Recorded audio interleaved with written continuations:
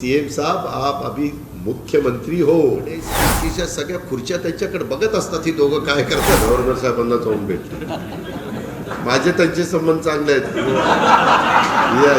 6 वाजल्यानंतर मुख्यमंत्री असू किंवा कुणी व्यक्ती असू माइक बंद करायचा असतो. तो की कैबिनेट कभी किसी ने नहीं देखी.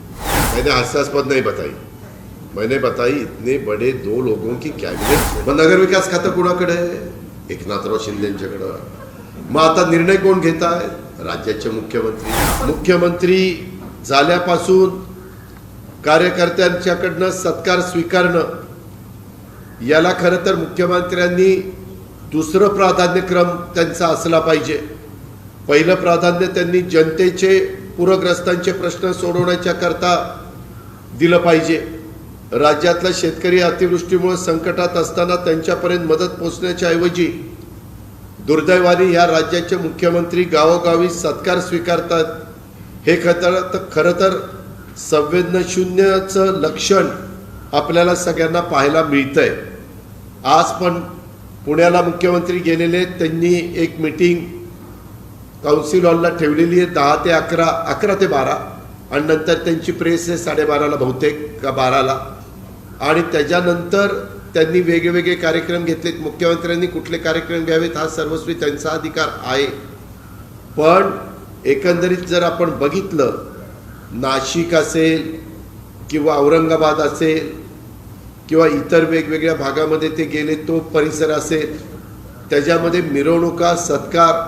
खरं तर पत्रकार मित्रांनो, 10 वाजल्यानंतर मुख्यमंत्री असू किंवा कुणी व्यक्ती असू माईक बंद करायचा असतो. कुणी व्यक्ती असो. आम्ही पण कधी काही उपमुख्यमंत्री होतो आणि तो नियम सगळ्यांना आहे. फक्त आपण तो शिथिल करतो म्हणजे सुप्रीम कोर्टानेच केला.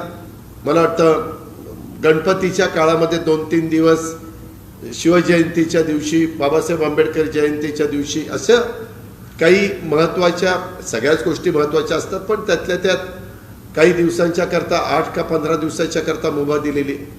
काही कुणी पाळत नाही. आता जे राज्याचे प्रमुख आहेत तेच नियम तोडतात. तिथला सीपी करणार काय? तिथला एसपी करणार काय? कुणाला सांगणार? एसपींना आणि सीपींना आदेश देणारेच जर नियम तोडायला लागले, कायदे मोडायला लागले, घटना पायदळी तुडवायला लागल्या तर हे बरोबर नाही. हे महाराष्ट्राच्या इतिहासामध्ये कधी कुणी बघितलं नव्हतं. मुख्यमंत्र्यांनी आवर घातला पाहिजे ह्या गोष्टीला. त्यांच्या उत्साही कार्यकर्त्यांना सांगितलं पाहिजे, बाबांनो 10 वाजलेत, आता आपण नियमाचं पालन करून वागलं पाहिजे. परंतु तसं होताना दिसत नाही. ठीक आहे, उत्साह असतो, परंतु तो उत्साह दुसऱ्याला त्रास होणार नाही ह्याबद्दल तरी खबरदारी घेतली पाहिजे. सहसा तो मुख्यमंत्र्यांचा अधिकारी कधी बैठक घ्यावी, पण सहसा बैठका गुरुवार, शुक्रवार, शनिवार, रविवारच्या काळामध्ये घेतल्या जातात. आता मला पण काल कळालं किंवा मुख्यमंत्र्यांनी बैठक घेतलेली आहे आणि ती 11 वाजता काहीतरी आज आहे. मात्र आज तुमच्याशी पण बोलायचं होतं, मग तिथे पण माझं रद्द झालं असतं. आज मी पार्टीला पण वेळ दिलेला होता, म्हणजे मागे गुरुवार द्यायचं होतं, तसं मंगळवारी हेमंतराव, शिवाजीराव सगळ्यांनी सांगितलं की इकडं 1 दिवस, अर्धा दिवस देत चला. त्याच्यामुळे मला इकडे यायचं होतं म्हणून मी नाही. आणि ही ती मीटिंग आहे ना, ती नावाला मीटिंग असते. हे तुम्ही बघा, ती 1-1.5 तासाची मीटिंग आहे. नंतर पूर्ण काम सासवड, नंतर तानाजीराव तानाजीराव सावंत आमदार महोदय त्यांच्या घरी, त्याच्यानंतर भांगिरे त्यांच्याकडं, म्हणजे शिंदे गट, शिवसेना शिंदे गटात जे सामील झाले त्यांचे ते सगळे कार्यक्रम आहेत. ते करावे. प्रत्येकाला वाटतं की आपण ज्या पदावर बसलेलो असतो ते सरकारचं काम बघत बघत पक्ष आपला वाढावा. आता पक्ष नाही, त्यांचा गट वाढावा म्हणून त्यांचा प्रयत्न चाललेला आहे. कारण अजून मॅटर कोर्टामध्ये आहे. कोर्टाच्या बद्दल सगळ्यांचं लक्ष आहे. आणि काही जण असंही म्हणतात, हे किती काही म्हणू देत ती 2 जण, पण काही जण म्हणतात की कोर्टाचा निकाल लागेपर्यंत मंत्रिमंडळाचा विस्तार करायचा नाही, असं अंतर्गत ठरलंय, असं बोललं जातं. आता खरं खोटं त्यांना होईल. वो आप देख रहे हैं ना, 10 बजे के बाद वो तो स्पीच दे रहे, मेरा इतना ही कहना है कि सीएम साहब आप अभी मुख्यमंत्री हो, अगर ये जो कानून बनाया जाता है वो सबके लिए, उसका सबने उसके अमलबजावनी करनी चाहिए, सबके लिए है वो, लेकिन वैसा नहीं हो रहा है, वो गलत है। उनके तरफ तो जो ज़्यादा ध्यान है लोगों का। जब हम chief minister, deputy chief minister, minister के नाते जब लोगों में काम करते हैं तो हमने तो ज़्यादा से ज़्यादा उसके ऊपर ध्यान देके नहीं, 10 बजने के लिए 5 मिनट कम होते हुए ही बंद करना चाहिए, क्योंकि वहाँ पुलिस डिपार्टमेंट रहता है, पुलिस डिपार्टमेंट भी प्रॉब्लम में आता है कि क्या करने का। फिर पुलिस डिपार्टमेंट के ऑफिसर ने 10 बजे, 11 बजे, 12 बजे, 1 बजे इनका स्पीच चालू है तो उनके घड़ी में 9:50 में 50 मिनट दिखाना चाहिए क्या? नहीं नहीं, मेरे घड़ी में 9:50 ही हुए, ऐसा नहीं है। ठीक है, आपको लगता है कि आपके ऊपर बहुत लोग खुश है, आप भी खुश है, लोग भी खुश है, ऐसा आपको लगता है तो खाली 10 बजे ये सब बंद करो लाउड स्पीकर।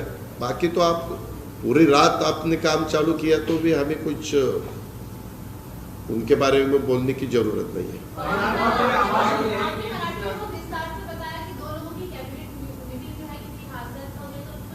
मैंने हास्यास्पद नहीं बताई, मैंने बताई इतने बड़े 2 लोगों की कैबिनेट चलती है महाराष्ट्र के लोगों का ये विषय लेने के लिए, ऐसा मैंने बताया।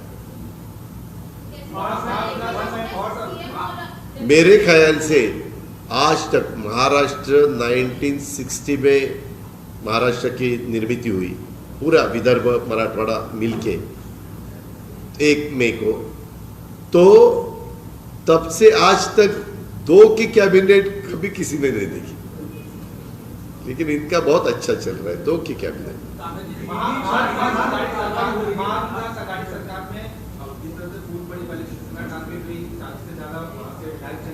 अब कांग्रेस के 8 विधायकों को भी नोटिस दी गई उनकी पार्टी के अंतर्गत, लेकिन ऐसा नहीं लगा कि महाविकास अघाड़ी को जिस तरह से विधायकों की दूरियां बनती जा रही है तो उसका कहीं ना कहीं असर अपोजिशन कमजोर होता हुआ नजर आ रहा, लगातार कांग्रेस पे बीजेपी के लोगों की नहीं, उनके पार्टी में अभी कांग्रेस पार्टी के अंदर जो भी है उसके बारे में क्या डिसीजन लेना है वो उनका अधिकार है, हम उसके बारे में बोल नहीं सकते। हमारे राष्ट्रवादी कांग्रेस पार्टी में पार्टी ने अगर हमारे विधायकों के बारे में कोई डिसीजन लिया तो वो पार्टी का अधिकार है, वो पूरा उनके हाथ में रहता ही है।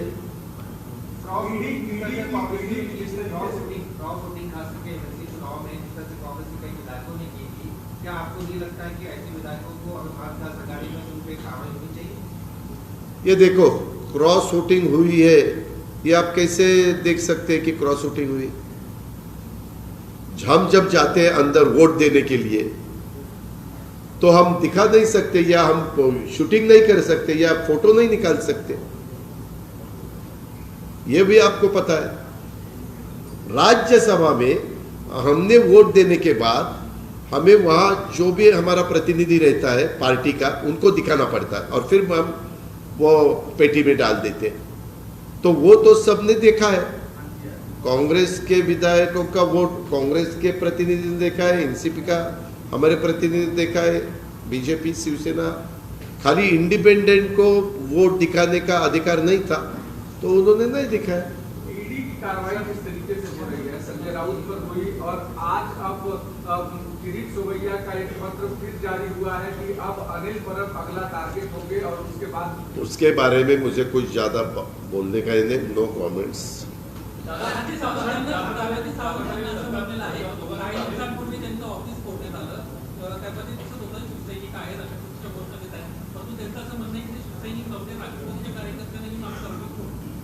जे कोणी फोडलेलं असेल त्याच्यामध्ये आता म्हणावं सरकार तुमचंच आहे, पोलिसांना सांगा कुणी ऑफिस फोडलंय, कुणी चुकीचं केलंय, कायदा हातात कुणी घेतलाय, त्यांच्यावर ऍक्शन घ्या।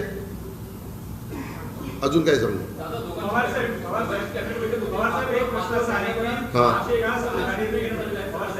महाविकास आघाडी सरकार हे प्रधानमंत्री आवास योजनेमध्ये चांगलं काम केलं नाही असा ठपका या सरकारने ठेवला आहे की ज्याप्रमाणे महाविकास आघाडी अजिबात नाही, तसं नाही ठेवलं। ग्रामीण भागामध्ये त्याचं काम चांगलं झालं असं तुम्ही कारण नसताना गडबड करू नका. त्यांनी सांगितलं, मी स्वतः देवेंद्रजींचं स्टेटमेंट ऐकलं, त्या दोघांच्या मोठ्या बैठकीमध्ये त्यांनी त्याची चर्चा केली, आढावा घेतला आणि त्यामध्ये तुम्ही बघा ना, विचार करा ना, त्या कॅबिनेटमध्ये 45 चेअर्स असतात, 45 ते टेबल, त्याच्यात दोघं पूर्णपणे बाकीच्या सगळ्या खुर्च्या त्यांच्याकडे बघत असतात, ही दोघं काय करतात. त्याच्यावर त्यांच्यावर इतकं टेन्शन असतं त्या खाली खुर्च्यांचं. आपण चुकू नयेत बरं का, दोघं चुकू नये मित्रांनो, गमतीचा भाग जाऊ द्या. पण त्यामध्ये त्यांनी सांगितलं की ग्रामीणमध्ये काम चाललेलं आहे, शहरी भागामध्ये काम चांगलं झालेलं नाही. आता ह्यामध्ये काम चांगलं झालेलं नाही तर जबाबदार कोण आहे? त्यावेळेसचं सरकार. त्यावेळेसच्या सरकारमध्ये शहरी भागात कोण काम करतं? नगरविकास खातं. मग नगरविकास खातं कोणाकडे? एकनाथराव शिंदेंच्याकडं.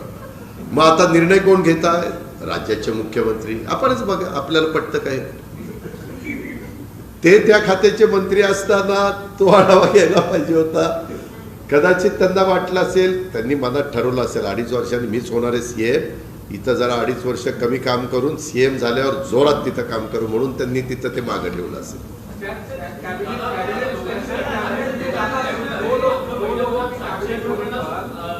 ते कोणीतरी एखाद्या विचार, मी प्रश्न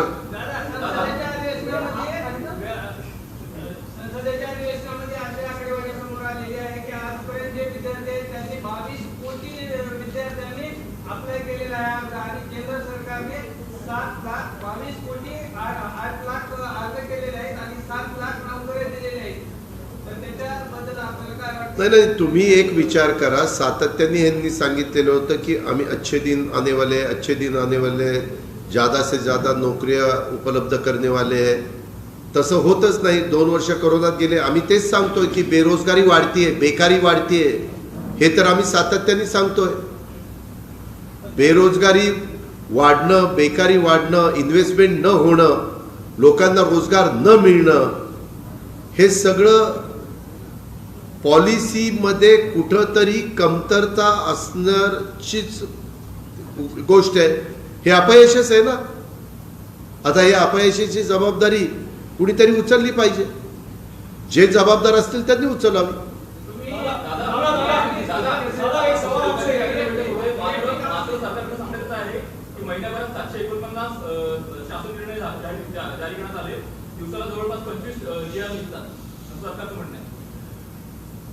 एवढे GR खरं तर निघू शकत नाही, कारण इतक्या फाईल्स राज्याच्या मुख्यमंत्र्यांची सही मुळं तिथं थांबलेली आहेत. कारण आज मंत्रिमंडळात खातेवाटप झालेलंच नाहीये. खातेवाटप झालं नसल्यामुळं आम्ही आमच्या काळामध्ये काय केलेलं होतं, उद्धव ठाकरे साहेब मुख्यमंत्री झाले होते तेव्हा 7 लोकांचं मंत्रिमंडळ होतं. पण राष्ट्रवादीचे जे मंत्री होते त्यांची सगळी खाती भुजबळ साहेब आणि जयंतरावांकडे होती. एकनाथरावांच्याकडे आणि सुभाष देसाईंच्याकडे शिवसेनेची खाती होती आणि त्या काँग्रेसची खाती नितीन राऊत आणि बाळासाहेब थोरातांकडे होती. त्यावेळेस आत्ताचे मुख्यमंत्री गृहमंत्री होते, तुम्हाला आठवत असेल, गृहमंत्री ते होते. कारण गृहमंत्री गृह खातं आणि नगरविकास खातं ह्या दोन्हीतलं कुठलं खातं राष्ट्रवादीला द्यायचं ते तोपर्यंत ठरलं नव्हतं. आणि मग सेकंडचा शपथविधी आमचा झाल्यानंतर त्यांनी गृह आम्हाला दिलं आणि नगरविकास त्यांच्याकडे ठेवलं, असं ते झालेलं होतं. त्याच्यामुळं हे जे काही GR वगैरे ते असतील ते निघण्याच्या करता आता खरं तर काही GR निघाले मंत्रिमंडळामध्ये, जे निर्णय ते घेतात त्याच्या संदर्भातले GR काढण्याच्या करता त्या दोघांना अडचण त्या ठिकाणी येत नाही. कारण तिथंच बसून फाईल आली की एकाने सही करायची की दुसऱ्याने सही करायची, त्याला वेळ लागत नाही. आणि तिथं CS असलं की CSनी, म्हणजे एकाच वेळेस 3 सह्या होतात. त्याच्यावर लवकर उरकलं पाहिजे, परंतु त्याची जी प्रकारची अंमलबजावणी व्हायला पाहिजे दुर्दैवाने ती होत नाही. म्हणूनच राज्यातला कारभार हा रखडलेला आहे.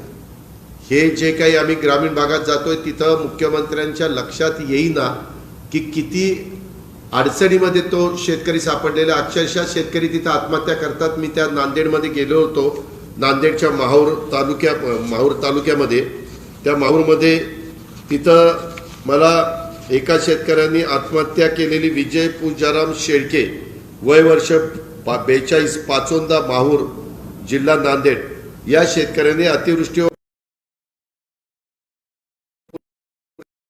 केली असा प्राथमिक अंदाज आहे आणि त्याची बायको आणि त्याचा लहान मूल म्हणजे तिच्याकडे होतं. ते बायको म्हणाली की माझा नवरा सारखा म्हणत होता की आता हे सगळं आपलं उद्ध्वस्त झालं, कसं आपलं कर्ज फिटणार, कसं आपल्याला आता कोण मदत करणार, या विवंचनेमध्ये त्यांनी आत्महत्या केली. मग मुख्यमंत्री महोदयांना हे दिसत नाही? हे मी उदाहरण खातीर दिलं, एवढ्यावरच नाही थांबलेलं. अशा खूप आत्महत्या आपल्या महाराष्ट्रामध्ये होत आहेत आणि झालेल्या आहेत. पूरग्रस्त परिस्थिती झाल्यानंतर, पाऊस अतिशय पडल्यानंतर, आणि म्हणूनच राज्याच्या मुख्यमंत्र्यांनी इकडं पहिल्यांदा लक्ष द्यावं. त्या आत्महत्या करत असणाऱ्या त्या शेतकऱ्याला आत्महत्यापासून परावृत्त करावं. त्यांचे संसार उघडे पडतायत, आया बहिणी त्या ठिकाणी विधवा होत आहेत, ह्या गोष्टीचा विचार त्या ठिकाणी करावा. हे का विजय पुंजाराम शेळके, राहणार पाचोंदा, तालुका माहूर, अंदाजे वय 40 वर्ष, मृत्यू विष पिऊन त्याने मृत्यू त्याचा झाला सकाळी 11 वाजता 29 तारखेला. सख्या भावाच्या नावाने त्याची शेती आहे आणि तो शेती ती सख्या भावाची करत होता. म्हणजे काही काही वेळेस नाही का, म्हणजे एकत्र असेल तर त्या भावाच्या नावाने किंवा वडिलांच्या नावाने शेती असते, त्यांच्या नावाने नसते. त्याच्या वैयक्तिक नावाने शेती नव्हती, पण त्याच्या मला सांगितलं की आमच्या शेतामध्ये पीक पार सगळं उद्ध्वस्त झालं. कदाचित दिराची शेती म्हणजे त्यांची शेती म्हणजे भावाभावाची एकत्र असेल अशा पद्धतीनं झालं. म्हणून माझं म्हणणं आहे की मुख्यमंत्री महोदय, आता 1 महिना झाला तुम्ही अधिवेशन पण बोलवत नाही. काल मी राहुल नार्वेकर साहेबांना, विधानसभेच्या अध्यक्षांना भेटलो. मला उपमुख्यमंत्र्यांनी सांगितलं की तुम्ही त्यांना भेटून साधारण तारखा कुठल्या तुम्हाला सोयीच्या वाटतात. आम्ही म्हटलं तुम्ही म्हणाल त्या तारखा आम्हाला सोयीच्या आहेत. आणि काल राहुलजींच्या बरोबर मला वाटतं लोकमान्य टिळकांची पुण्यतिथी होती, तिथं हार घातल्यानंतर आम्ही दोघं बसलो होतो. तर आमची मागणी आहे विरोधी पक्षाची, मी तर त्या दिवशी पण केली, आज पण तुमच्या देखत करतोय की ताबडतोब तिथं पावसाळी अधिवेशन बोलवा. जुनं सरकार असतं तर 18 तारखेला झालं असतं. हे म्हणले आता आम्ही 25 तारखेला घेतो. 25 तारखेच्या नंतर काल 1 तारीख होती, काहींना वाटलं की 1 तारखेला घेतील. आता काही म्हणतात 8 तारखेला घेतील. तारीख पे तारीख काहीच होईना. पावसाळी अधिवेशन पण होईना, मंत्रिमंडळाची विस्तारवाढ पण होईना आणि खातेवाटप पण होईना. आता एकनाथरावांच्या बरोबर गेलेल्या 40 लोकांनी विचार करा, बरं गेलेत नेमके 40च, आता काय म्हणावं त्यांना. त्या 40 लोकांनी विचार करावा की आता ह्यांचं एकट्याचं भागले आपल्याला वाऱ्यावर सोडलं का काय कुणास ठाऊक. आता हे म्हणल्यानंतर लगेच त्यांचे प्रवक्ते बोलायला लागतील, दादा असं बोलतात, दादा तसं बोलतात. पण दादा खरं बोलतात असं मला दीपक केसरकरांना सांगायचं. आमचाच एकेकाळचा सहकारी. एक सवाल आपसे ये है कि आप बार-बार कह रहे हैं कैबिनेट एक्सपेंशन नहीं हुआ है. अगर कॉन्स्टिट्यूशन की बात करें तो कॉन्स्टिट्यूशन में भी लिखा है कि मिनिमम 12 मंत्रियों की कैबिनेट होनी चाहिए. तो ऐसे में अगर ये सरकार नहीं एक्सपेंशन कर रही है तो क्या महाविकास आघाड़ी की तरफ से या फिर राष्ट्रवादी कांग्रेस की तरफ से गवर्नर को खत लिखा जाएगा, गवर्नर को मिलेंगे या फिर कोई लीगल एक्शन लेगी? क्योंकि ये सरकार वैसे देखा जाए तो सो रही है, ऐसा समझ में आता है. चलो, आज आपने एक मुझे मुद्दा दिया है. आज संध्याकाळी गव्हर्नर साहेबांची वेळ घ्या. सुनील आपण जाऊ, काही जण इथं असू, गव्हर्नर साहेबांना जाऊन भेटू. माझे त्यांचे संबंध चांगले आहेत. नाही, खरंच राज्याचे प्रमुख आहेत, त्यांना सांगतो की गव्हर्नर साहेब आपणच आता काहीतरी येतात करा. नाही चेष्टा नाही. गव्हर्नर साहेबांची वेळ घ्या, माझ्या ऑफिसला सांगा संध्याकाळी 4, 5ची 6ची. ठीक आहे.